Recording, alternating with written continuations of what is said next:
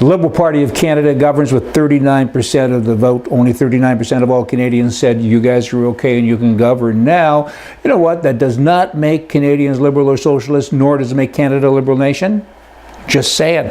They act like we're all commie guys. The press every day tells us that we are, and come on and join the love stuff and have a love fest and a group hug. That ain't so. Most of us still have our minds. 39% of the people in Canada do not have their minds. Hopefully we'll get rid of them later on. Hey, liberals, you know what? They always have a solution to a problem, and that problem ain't a real problem. They're all about activity. They're not about achievement at all, and I think it's kind of a brain disease as well. The 27th anniversary of the Montreal Massacre happened, or just passed here recently, and you know, gun control, which is really people control in disguise, is still being talked about. I mean, the liberals, they want to take the guns away from all of the people who did not do a bad thing. People who didn't commit a crime and people who never will commit a crime, and they're just out to get us.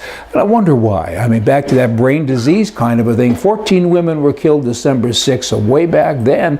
And you know what? If the security guards would have been allowed to pack guns, wouldn't have been 14. Would have been 4 or 5, pick a number. It certainly wouldn't have been 14 because somebody would have had a weapon instead of a big flashlight.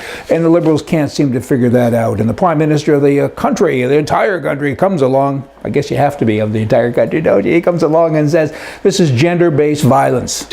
Do you think? I mean, I know women, or of women, that have killed men. Nobody's ever said that's gender-based. I mean, I just let it keep on being themselves. That kind of rolls in with this affirmative action. Laws that Trudeau's tried to pass that, you know, you have to have half of the board to be female, you have to have half of your management to be female, and you got to be black, and you got to be purple. It's got nothing to do with qualifications. I mean, this country's going to that place in a bloody basket, right? A handbasket. And you know that place, I mean, it's hot down there, and there's a guy with horns on his head and everything else, blah, you know, you're holding someone to a separate standard merely because of their gender or their color. That's just wrong. I mean, we all need to be treated the same, and that's liberalism again. The federal conservatives, now the top brass, and certainly the mainstream press, are all concerned about the lack of French speaking ability that many of the people writing for the leadership have or don't have. Apparently half of them can't speak French. It isn't that a terrible thing, and I disagree 100%. I mean, that's not a bad thing. 96% of the entire country does speak English, and the 4% that don't. I mean, people in Quebec, they're nice people. They're not going to hold anybody up. They're not going to nail you to a cross or anything like that just because you don't speak French. They get it.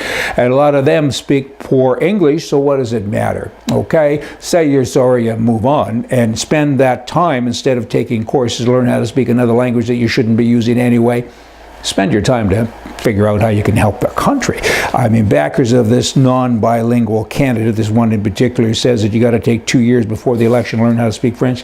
I don't think so. Bad, bad, bad. A socialist says you're greedy if you won't share your money. But a socialist says it ain't greedy to take someone else's money.